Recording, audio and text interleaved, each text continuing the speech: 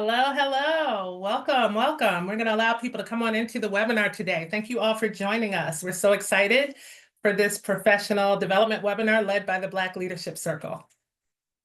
And we're going to get started very, very shortly. But thank you all for logging in today and spending your lunchtime with us.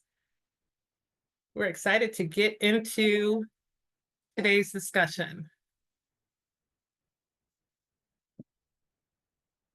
Welcome. So great to see so many familiar names. My name is Chrissy Thornton. I am the president and CEO of Associated Black Charities, but I also have the privilege and honor of being a member of the Black Leadership Circle. We launched in January of 2023, and we were formed to be in alignment. Black leaders face specific challenges, and we wanted a safe space.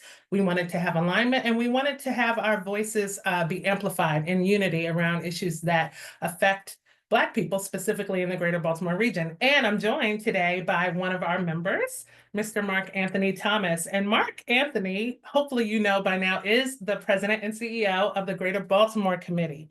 He's a visionary leader with deep, deep expertise in urban economic development, strategic partnerships, and transformative initiatives. So before coming to Baltimore, Mark was in Pittsburgh, you've worked in New York City, you've worked in Los Angeles, all the places.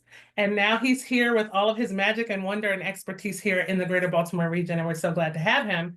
And today you have agreed to teach us so that we could all learn about the importance of public-private partnerships. That's right. Okay, so I'm so excited about today's conversation. Here's what we have to learn today.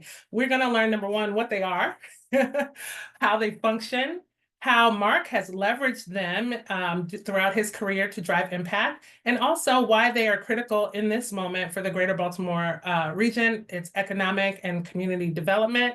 And we are here on location. Mark and I, we weren't going to be on the computer like you all are, but we had the wonderful opportunity to just like seconds ago walk out of a briefing with Governor Wes Moore, where we talk about economic development. And so that was a great opportunity. And so we are here in Annapolis still. And we want to take a moment just to thank our partners here at Harris Jones Malone and Lisa Harris Jones, who works with both GBC and ABC and the Black Leadership Circle, who availed her space to us today to have this wonderful conversation. So first of all, welcome, Mark. I'm happy to be here. Before we get into some questions and our learning, I want to make sure, number one, that everyone who's tuning in is able to ask questions. You're able to participate. Let us know if you have any questions so Mark can answer them. But also, let's take a minute for you to just tell the audience and the viewing participants about yourself today. Yeah, so I lead the Greater Baltimore Committee, which was founded 70 years ago to support the strong economy of Baltimore City and then the overarching region. It's been 2 years since I've been CEO. We merged with a group called the Economic Alliance, which made us a much more unified regional economic voice. And we recently announced that Upsurge is joining GBC. And so all to just make us strong. Most of my career has been spent first as a creative person. I worked in media, I was a writer, published poetry, fell in love with telling the story of cities and places and people. And I had a career pivot about 11 years ago where I started working in the economic development field. And since then, I've gradually moved my way up and made an impact across the country. And it was a dream to basically come to a city like Baltimore. It's amazing. Yeah. And I'm so glad to have you here. We started actually in our roles at the same time. So I track along with you. I'm watching you and all of your success. I'm so very proud of you. And if I can just do a fraction of what you've already done for our region, I would be happy with that. But you're here today as a member of the Black Leadership Circle, and we're so privileged to have you as part of that membership, but to teach us about public-private partnerships. And, you know, I hear that term all the time. I have to say, it's not an area I'm well-versed, but certainly want to learn more about, as do all of the people who are on today. So I'm going to ask you to just give us a basic definition of public-private partnerships, what they are, how they function, and why they matter. Yeah, at a high level is where some public sector entity and a private sector entity partner. Okay. That not in a simple.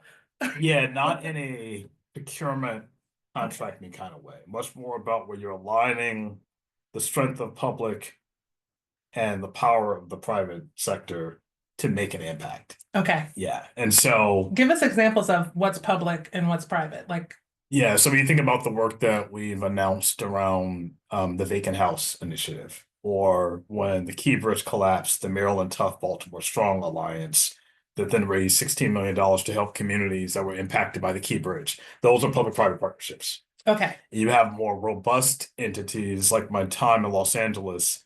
I led the mayor's operations innovation team that was all public, really public resources that allow private sector resources to then come in and allow for me to actually improve efficiencies within Los Angeles City. So we're talking about like civic and government Yeah. and then corporate. Yeah.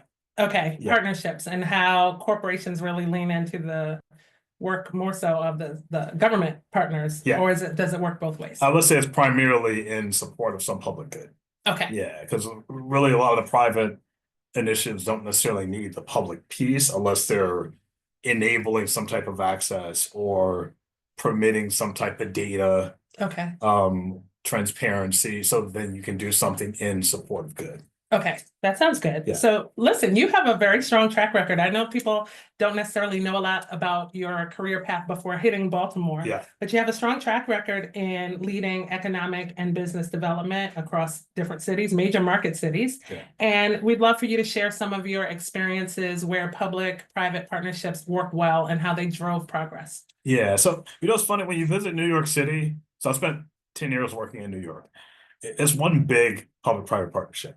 The parks all have private entities. So you go to Central Park, it's a public asset that has a ton of private philanthropy Okay. and private corporate sponsorship. Investment, yeah. That actually makes it what it is. And they've really structured the government so that it enables that leverage of private capital. And so my final job there, I was the first head of partnerships for the New York City Economic Development Corporation, which is really the city privatized economic development so that it could actually work more in concert with private business to grow the economy.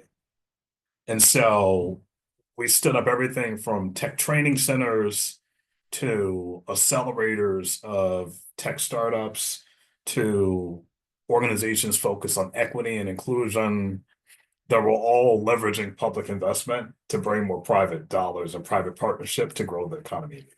Okay.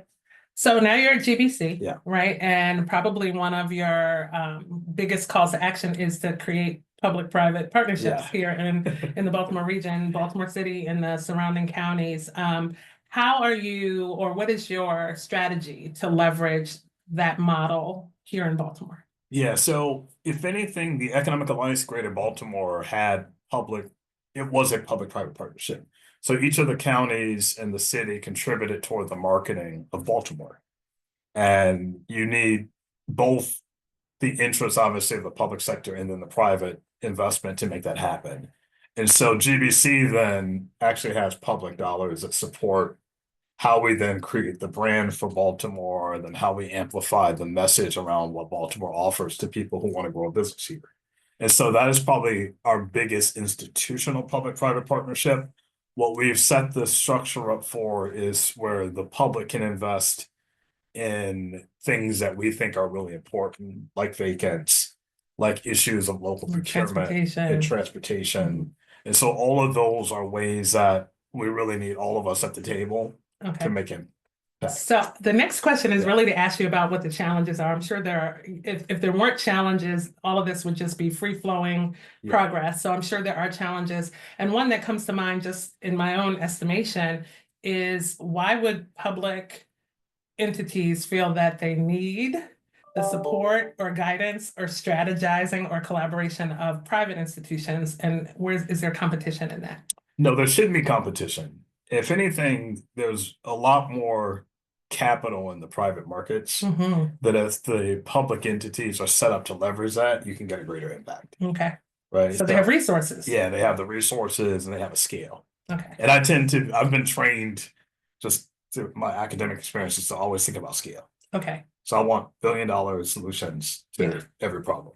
But resources sometimes, ask me how I know as a nonprofit leader, sometimes resources come with requirements and some strings attached. So how do you navigate the challenge of that, because I'm sure as private entities invest resources, strategy, everything, that they want to see specific outcomes. Yeah. And they want to have, some skin in the game to be able to. I think how you minimize challenges, I'll start there, is you find investment dollars that purely align with the intentions you want from Okay. public good. Okay, If that is ever compromised, it creates complexities. okay, Yeah, and I think where you've seen in history the private dollars overstep is when their intentions are compromised. okay. So when they're not aligned from the beginning. Yeah. Right. Are there ever instances where public institutions need the resources so badly that they have to then Yeah, compromise? you see that in a lot of developing countries, right? Yeah. So say if a tech company wants to give a certain technology to a community, and it's kind of the only technology they'll have access to, Okay. then they could be utilizing their data, and there's a net return back for a company, right? And I don't know as much about this, but I'm going to bring it up because it just hit me as we're talking about public-private partnerships, that we have a duo in the federal government where like all eyes are kind of on what the government leadership is doing, and then the relationship with the private, a leader of a private Yeah. entity that has invested a number of dollars into the political landscape. Yeah. And now we're looking at that as maybe it's not as ethical. So I think that's where there are generally restrictions put in place. But we haven't seen this type of effort, at least in the federal government, before. Okay, Yeah, now you have had, similar to the role I mentioned in Los Angeles, I essentially ran the Doge of LA. okay, But there was a way that I led the reforms that really brought the employees as stakeholders in the efficiencies that I was trying to deliver. okay, And so I'll give an example of if I was tasked with reforming risk management operations, I had experts from private industry who literally were managing risk management in the film industry, right? In major companies, then helping the employees in the city understand this is success. And so they felt like they were part of the outcomes, which is different than the approach you see that's happening now at the federal government. mhm. Yeah. So I heard you say earlier today that your board at GBC now boasts over 100 members of some of the most, I think, influential business leaders in the region. These are people not only who are very bright, but people who have resources, access to resources, and also who are probably very adept at strategizing. Yeah. And so we also know Baltimore has a number of issues that we want to resolve. You have a 10-year strategy. We're talking about infrastructure and economic mobility and vacancies and transportation and workforce development, and we could go on, right? But you've identified a couple of key areas. Early stages of your 10-year strategy, but where do you see private investment and private collaboration being able to lean in the most? And do you have any early wins of collaboration we can talk about? Yeah, so where I think we've been missing in action, frankly, is business has a lot that it can do to grow the economy. Mhm. They can sell Baltimore, they can encourage other Wait, what? businesses. Oh, you mean market? Yeah, they can bring the flyers, create jobs. They can create partnerships and then give people new opportunities. They can help government understand the conditions we need to put in place to be better competitive in the global economy. So all of that, you can't look at the results and see where business leaders have been as impactful as in other markets. So that's probably the biggest area that we've changed. So here in Baltimore, they've not yet had the opportunity to step in. What's the challenge? And there have been some good stories written about just the culture of business historically, where the culture was more about protecting itself and less creating opportunities for new businesses and creating the creative destruction, really, that it is critical for any economy to thrive. And so transforming the culture is what we have to do now. So that's interesting. You and I started at the same time. The difference, though, is that you had just moved and relocated to Baltimore. Yeah. And I had been, when I started my role at ABC, I had been in Baltimore for over 30 years. Yeah. I moved here at 17. And so regardless of all of that, you and I are still labeled as transplants and outsiders and all, we didn't go to high school, and we actually went to high school. We didn't go to the named high schools and those kind of things. And it's a real thing in the culture here. How much of that, I would say, plays a role in Baltimore's just historic inability to collaborate well? And I'll preface it with this. I was in a meeting with business leaders throughout Baltimore, and there was a gentleman, someone had brought a peer from Brooklyn. Okay. And he came into the meeting and he offered solutions based on his lived experience, his professional progress in Brooklyn. He offered experience in the room and offered to kind of mentor some of the leaders in the room. And it was palpable in the room, the feeling that what he had to say did not matter. His expertise did not matter because he was not from Baltimore. It was palpable. Yeah. Like, how much of that culture plays into the fact that we're not necessarily allowing business leaders to contribute as much as they should to local solutions? Well, but I don't think there's a sense of, maybe this is a lived experience for me of, do you wait for permission Mm, or do you well, just be bold Yeah. in how you put your ideas and your creativity out there? okay. Yeah. And I think I think you have to be out front, a risk taker in order for a culture that Baltimore historically has had to be Mhm. successful. Okay, so listen, I'm all for not asking for any permission. Yeah. So now we're coming in with solutions. We have business leaders. What is the role of local government to embrace that? Yeah. I think over time, it's you either push back or you allow the inevitable.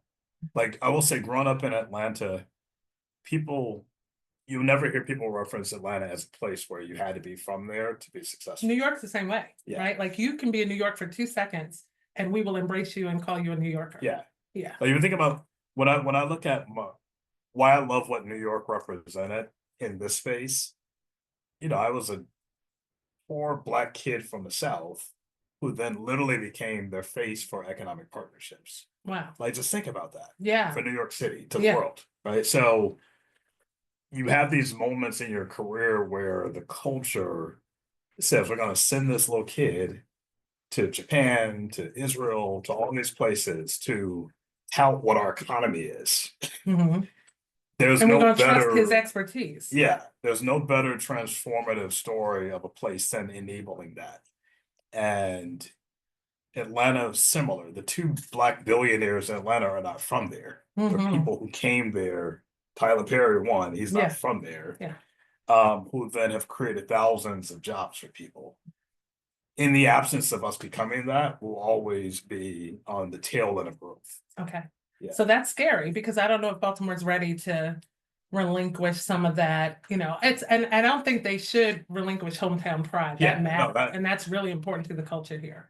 But I'm also, a little bit, I think, reticent to believe they're ready completely Yeah, and it takes to time. relinquish. It's almost like you have to get to a point as a market where you've maxed out on what your options are.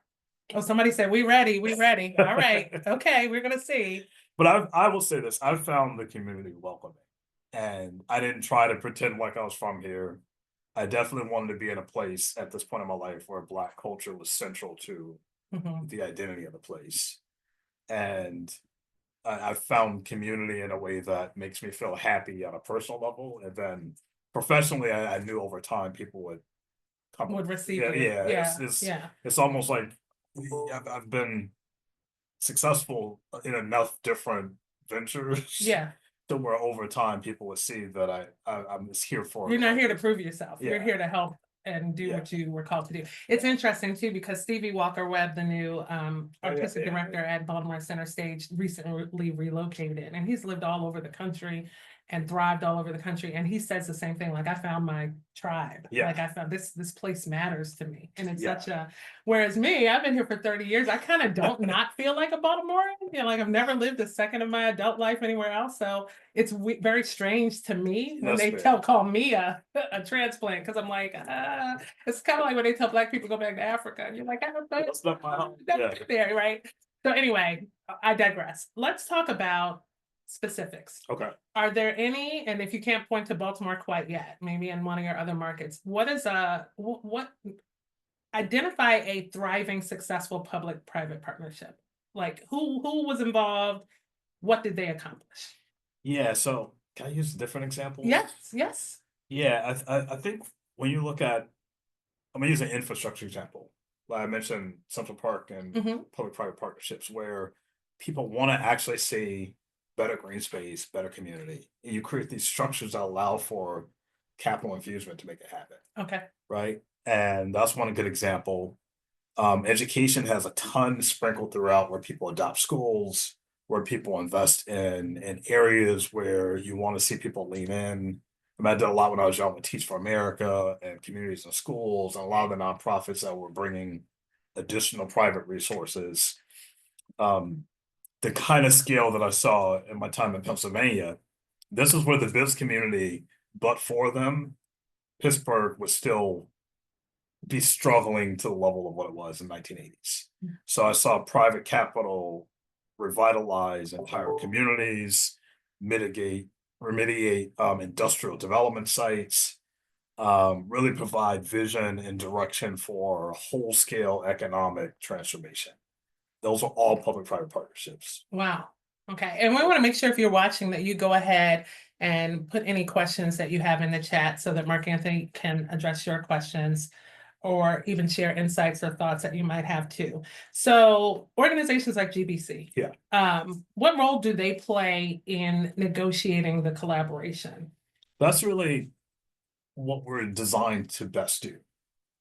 And our strategy is going to be, we'll have a multi-year agenda every few years where we'll look at our 10-year plan and say, okay, what are the hot Mhm. topics and issues that we need to lean in on and start to build some consensus around how we collectively tackle that issue. Mhm. And so obviously now we're working on everything from transportation, the brand that will release next month, and issues around vacant. We're bringing people to the table around federal engagement just because we need to make sure Baltimore shows up strong in DC, Mhm. and that our voices are heard. So those are the types of tables that we want to set and working closely with our public sector partners. And so what do you think are the industries or sector partners that are most primed for these partnerships for Baltimore now? Yeah, so I would say one is culture.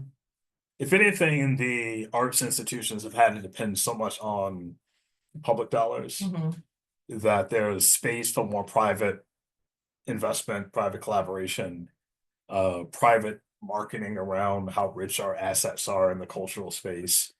And so to me, that's an area that we'll focus heavily on this in our 10-year plan. Okay. We don't have we haven't figured out what the next step is, but know that my brain is percolating with a lot of ideas on where I think we can lean in. So do we think, so we know that public institutions understand they need more resources. Yeah. And that private institutions hold those resources. Yeah. Do we know what really drives private institutions? Because when we think of big corporations and businesses, we think about how revenue tends to be the largest driver. Yeah. But I think to do these partnerships well and do good well, like there also has to be a commitment to, community growth Yeah. and doing the right thing and all of that. How do we infuse more of that to have private institutions more willing to invest in the work? Yeah, if anything, the message around shared economic growth. You have communities, and I do think a lot of the post-industrial communities have fallen into this, where it is a split the pie mentality Mhm. because they have not seen growth and they have not prepared for growth. And I think Baltimore has elements that reflect that versus what would it look like to double the amount of startups and new businesses or entrepreneurs in our region? Like that is the type of strategy that both aligns private investment and it should inspire our public partners to be part of that. I'm gonna come out of left Yeah. field, and you probably know this wasn't in the pre-read of the questions, but you could probably only guess that I was gonna come here eventually. So I have this philosophy and thought as I've observed Baltimore, both the public and private sectors, that there can't be much progress in Baltimore without a focus on Black people.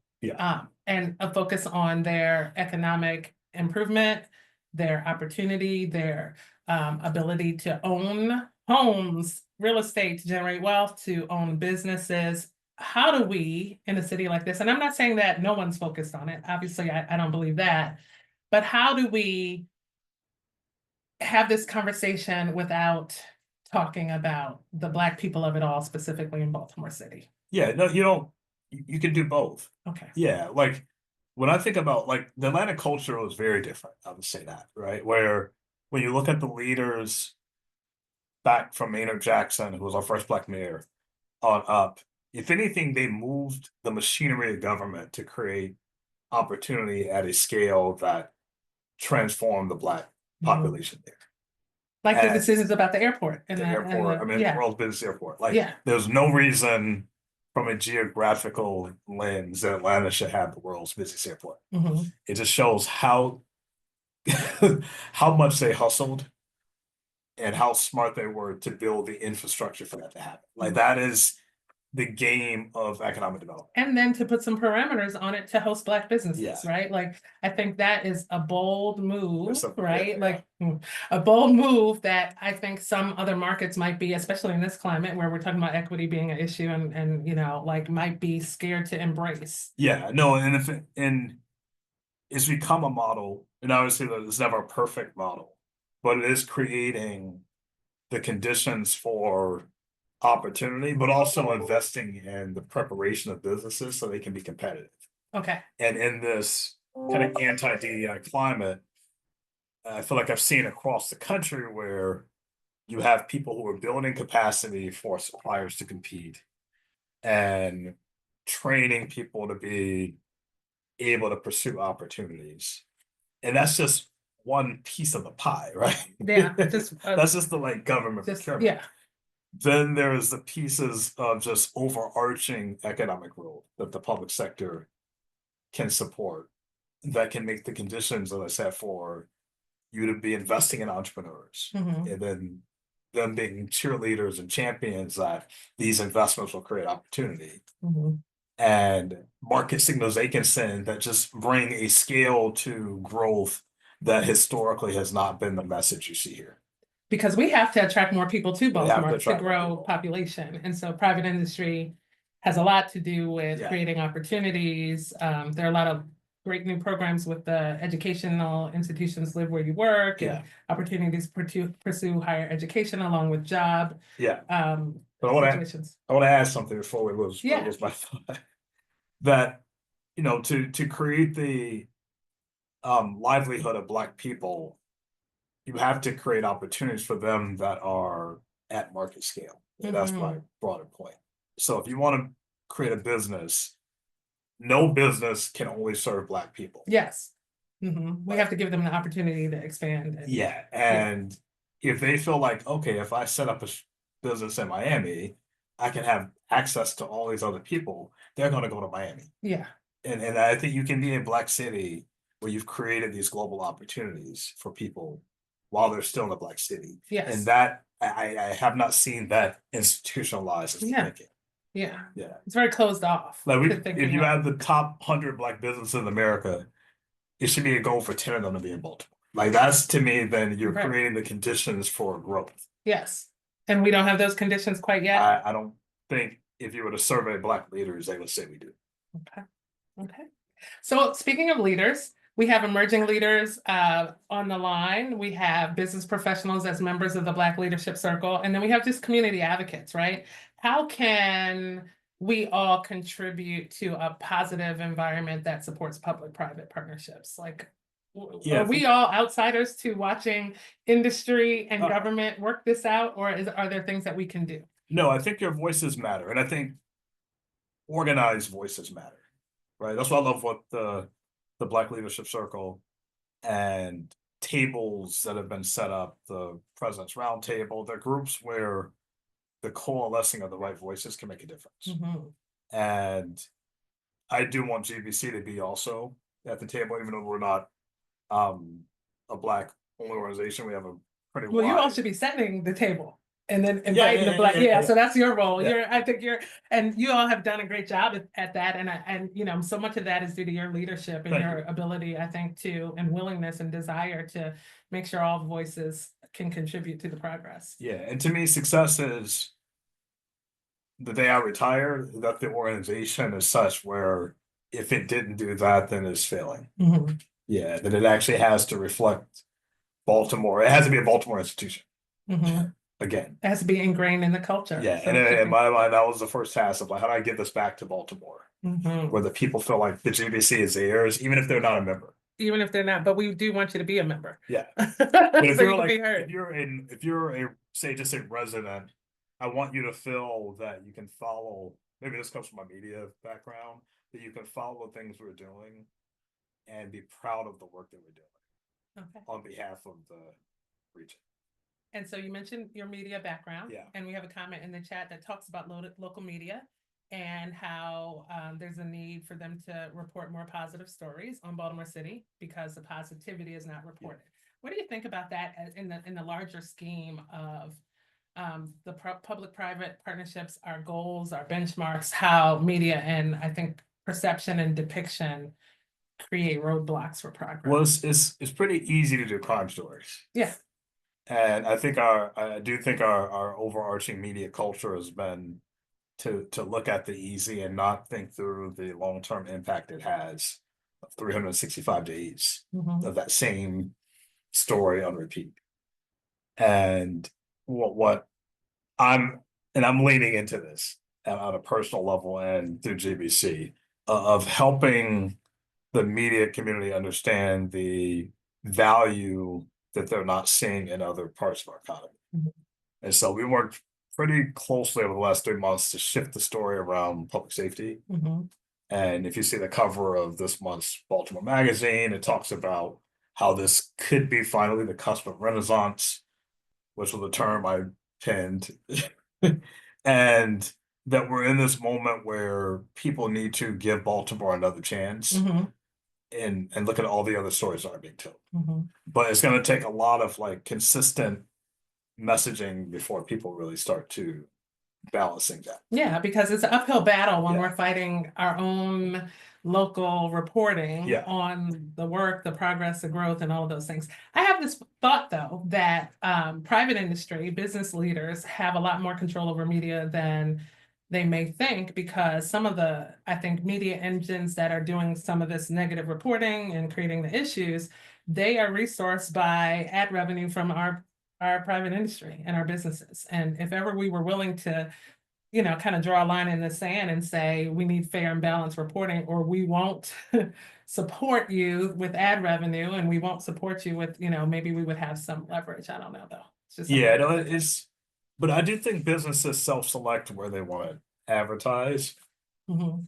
But I would say the major broadcast channels that get the volume of people still do like to see a lot of the crime stories. They And do. to me, it just, I mean, I watch some of the news that people would not think I'd be watching. I just want to see what people are saying. So it is sensational, right? Like to hear about the city in crisis and all of this stuff. And then, yeah, but if you have 30 minutes and the first 12 minutes are just the only crime story, it's like you Yeah. actually forget we're in a region with 2.8 million people in the market. yeah, And that there's a lot of good that is also not being covered. yeah. So But I was at a panel discussion and there was an economist there and he was comparing Baltimore to Nashville. okay. And I challenged that and said that Baltimore can't be compared to Nashville, it has to be compared to Memphis. Although I think Okay. Baltimore has many more assets than Memphis does, right? So what do you think about that? Just like when we look at Baltimore, other cities that show up like ours demographically with some of the same disparity, like how close are we to actually through public and private investment seeing some real progress? Yeah, so it's funny because I think we could be compared to both in different ways. Okay. Yeah, I do think from the richness of our cultural assets, we probably have Nashville's Okay. volume. We have better schools, HBCUs. Oh, So- I was gonna say, what? You're talking Yeah. about, okay, higher ed, Yeah, okay, like, yeah. absolutely, And yes. so we do have the asset richness of Nashville, but probably the historic post-industrial poverty of Memphis. Mhm. So I think that's what makes Baltimore such a backdrop for TV and film. Like Yeah. it is, without even saying it, you can say so much. Like it's literally poetic, right? Like you just show an image of broken houses and blight, and then it says everything you want to say about America. Yeah, Yeah, like there's a reason why it stages Wow. nicely for that. And it's really our imperative to change that. To change that. Well, you know, and I remember the days of different pictures of Baltimore, right? Yeah. Like with the white marble steps and the pride in communities. Yeah. And, you know, one of the things we always say, you know, we talk about at ABC is how specifically in Black communities, there was a time where everyone lived in the same community, no matter your socioeconomic status. So Yeah. you would have poor people and doctors and lawyers in the same community. So you Yeah. were able to see progress, feel it. And you know, and then with mass exodus with success, sometimes we've left some community members behind, right? Yeah. Like, so it's harder to see progress upfront and personally, so. Yeah, no, and I do think just kind of to bring the loop back to the public-private partnerships, most thriving markets have a lot of logos of companies and foundations who've invested in a public good, Okay, but the public has to be the architect of creating the conditions for that. okay. And then Yeah. telling the story. Yeah, and then telling the story. And I do think the historic challenges we've had, and I do credit Mayor Scott for creating better conditions for that type of Mhm. collaboration. And I Mhm. think him having another term also creates more Stability, longevity yeah. for private investment that can see itself through a life cycle. Absolutely, absolutely. So we have a question or a statement. Property tax abatements are common incentives used to attract private investments, but they constrain city resources and place heavier financial burden on residents who rely on essential services. What alternative strategies could be used to encourage private companies to invest in Baltimore without relying on tax incentives?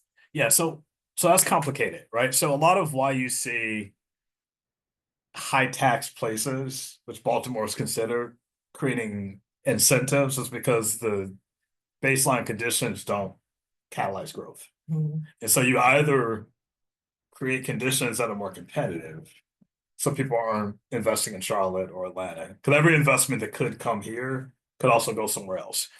And so that's a longer term pursuit that I think we all know needs to change.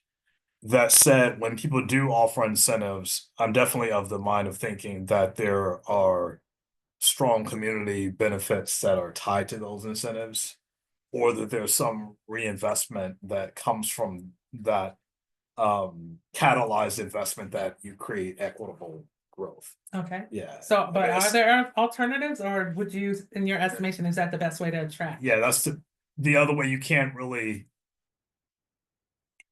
if capital solved the ROI, Mhm. they would be investing without the incentive. Okay.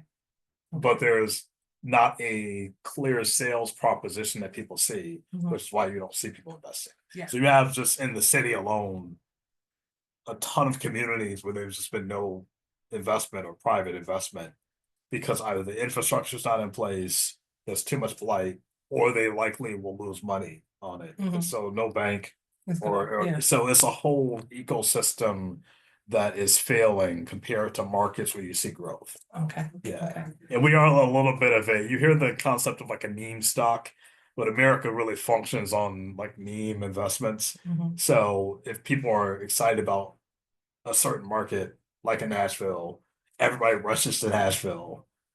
But then there's a whole set of issues that come from that. Mhm. Versus if you create conditions of where there's balanced growth, you get the growth you want, but it has to be then the conditions in place to make it happen. It's interesting. I remember a couple of years they were saying like Atlanta is closed. Don't nobody else come. We don't know more businesses. We don't want no more residents. Just Yeah. we're good. But in some, I will say though, you can show like, I mean, if there's 6 million people now in the metro area in Atlanta, I mean, it was the size of Baltimore when I was a kid, like 2.8 million people, the metro area. Like that's double the size of the Yeah. metro. They're expecting close to 80 million in the next few decades, right? So like all the Texas cities will basically become mega regions. Mhm. And so they're all projecting astronomical growth. And many people from, you know, the Other Northeast places. are driving through Baltimore Yeah. to get to Yeah, Atlanta. so Yeah. so assume that the people that they're projecting growth from are coming from markets like ours that are technically declining, right? So Yeah. there's a reality that you have to change in order to shift that future. So I have a question. When we talk about private investment, do you believe we have the companies and entities here already that can do what we need to be done, or are we looking at needing to attract more to partner? Like, do we So- have the ones here? So I think there's three buckets. There's companies here that can be orienting more resources to support opportunities here, right? Where there's helping startups like through Upsurge, what's another public-private partnership, or helping the city on key issues it wants to see investments. There are companies also that should be sold that Baltimore is a place that they should be investing in. And that's what the brand and our business investment work will at least create more foundation for us to do that. And then there are foundations and companies who will likely never set up shop that you want to invest in. Like if you're a national foundation and you're committed to impact or supporting Black communities that are underserved and disadvantaged, like they should know that if we put money in Baltimore, we'll see progress. Mhm. And all of those are opportunities that we can pursue. That we can need to look into. Yeah. All right. So, any upcoming projects you can talk to us about? in Yeah, Baltimore? so stay tuned. March 17th, we have our event Pulse Check. You hear a lot about businesses expanding and investing. That's when we'll quantify last year's numbers. And we'll be able to benchmark that against the history. We'll release the regional brand, which then people see for the first time and then learn how they can actually be a partner with it. In May, we have our investment summit. That's a way to actually learn about people who are investing in Baltimore, whether you're Amtrak or Trade Point Atlantic. And so it's at center stage, which I'm excited about. Mhm.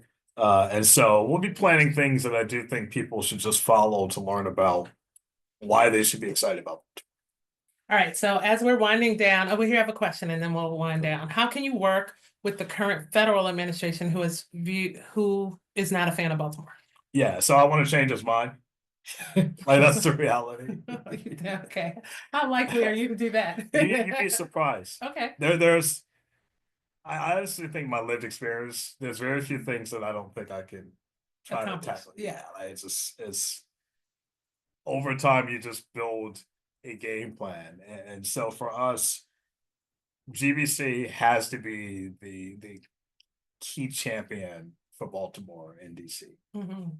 in ways that is not viewed political. It's purely about the power of our people and the power of our businesses and the future of our economy. Mhm. And if I can't sell that message, no one else.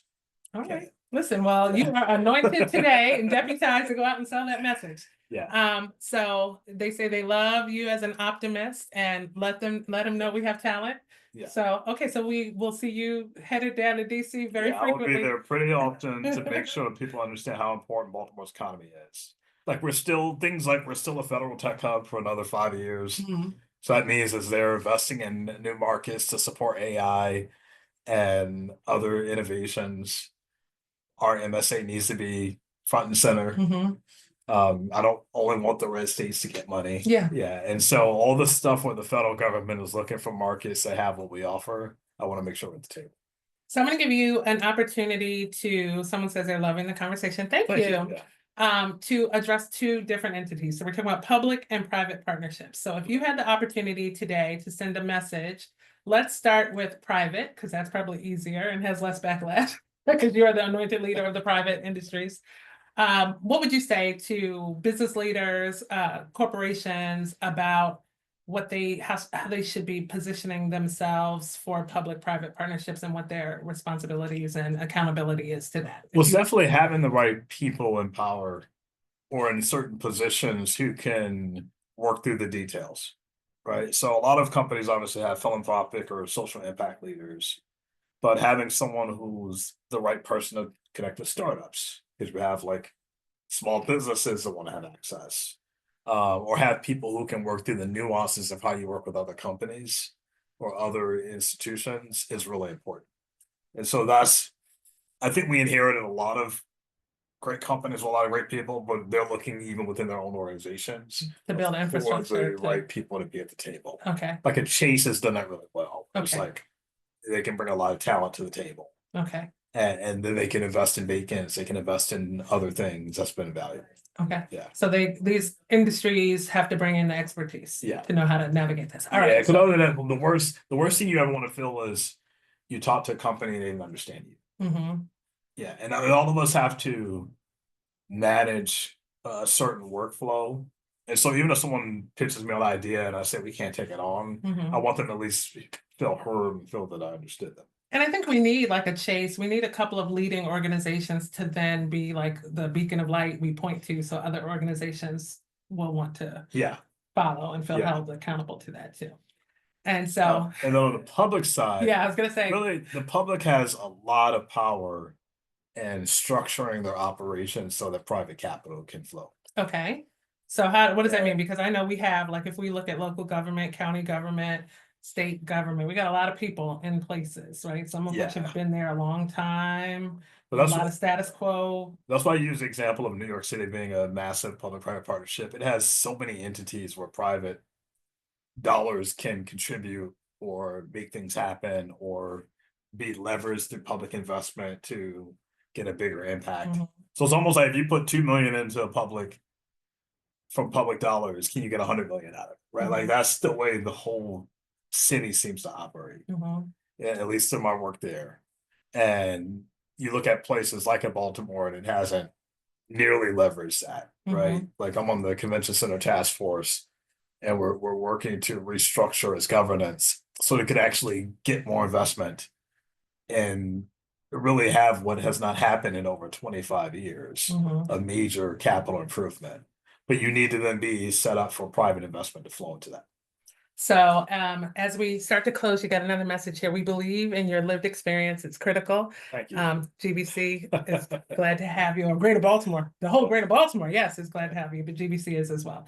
And so I think earlier in the conversation, as we wrap up, you identified culture as one of the major challenges that we need to overcome to be primed for this moment for public-private partnerships to do what they need to do. Yeah. What are your steps for us as a region to start to change and address our culture to be ready? One, look at best practices Mhm. and go to places that have had to figure it out. And so whether it's blight mitigation, we've been looking at what public-private partnerships have done around the country to support public safety.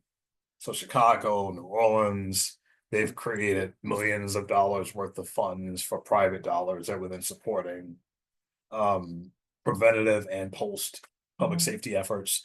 And so I've been in-house trying to best understand how we bring in the right ideas to the table. Mhm. But I think it's something that everyone should be looking at. Someone said we need an NBA team. Oh, I would love that. Listen, I thought the Wizards were trying I to would move, actually love relocate. that. I don't know. Wasn't there? You know, but part of our, I think the CFG arena is another public-private partnership. Mhm. It's a city asset that Oakview Mhm. invested what would have been private capital sitting on the side. Okay, so that's a great example. Yeah, Okay, I didn't realize that. and it's one of the most successful venues in the world, actually. Okay.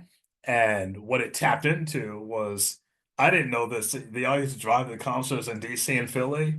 Like that's crazy. Yeah. It's like, Where else we were like, how going to many- go? I mean, how much- We had some content, when you think about concerts at the money- arena, but they weren't big draws, I don't think. think about how much money you're losing every time Yeah. you go to a concert not in Baltimore. Yeah, and every time we drive to the Wizards, Yeah. down in DC, same Yeah. kind of thing, yeah.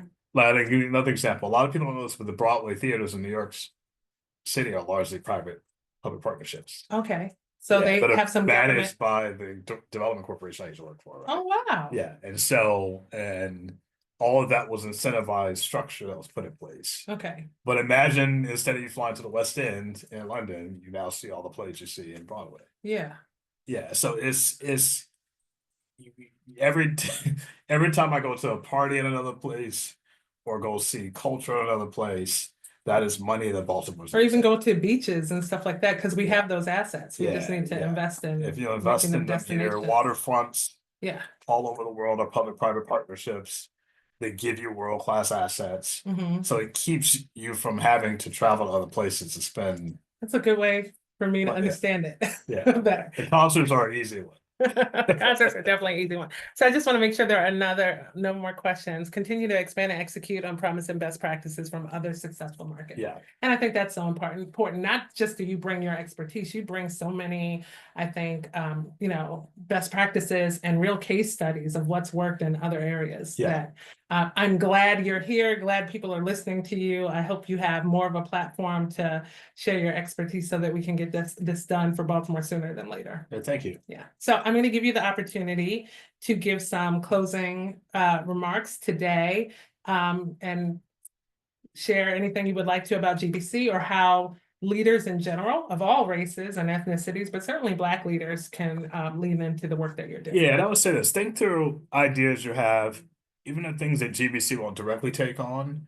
There is a voice that we can have in how the region responds to critical opportunities. Mhm, And there are public-private partnerships sprinkled through everything from infrastructure to education to literally concerts that we go to. mhm. And if you think there's something that can be better that involves capital infusion, then there's a public-private partnership that likely underpins that. Okay, Yeah. that's exciting. Cool. Anything else for the good of the order? We got creative nomads on the line, ready to lean into the culture and art conversation. We're so excited. Number one, to have, I think, the audacity to have a Black leadership circle. And we're not the first and won't be the last group of Black leaders in the Baltimore region that have aligned to get some work done. But I think the way we're approaching our partnerships and collaboration with one another is certainly unique. I think we are all ready for the moment, and Yeah. I love the alignment that we're experiencing in supporting each other's work and initiatives, making sure that we're protected in this work because we know it can be unsafe sometimes, especially in today's climate. But we got you going down to DC to work on our president for us to garner some improvement. So thank you to all members of the Black Leadership Circle. Please continue to stay connected with us. If you're interested in events that the Greater Baltimore Committee is hosting, you can visit their website for those and lean in to economic development, but also more about public-private partnerships. Certainly stay connected to Associated Black Charities. We got a 40th anniversary year here and a lot of things going on with us. And stay connected to the Black Leadership Circle. Our next event is in March. It's already been promoted and it's a mentorship event. It's called the Link Up. And so we're excited to make sure that we are building pipelines for executive leaders and executive professionals to be able to become, I think, in positions of influence and decision-making in our region, because it's going to take that too. Yeah. Yeah. Awesome. So thank you all for joining us. Thanks, y'all. Signing off from Annapolis. Thank you again to Lisa Harris-Jones and Harris-Jones Malone for giving us the space to be able to convene the conversation today. And we will see you all soon. Thank you.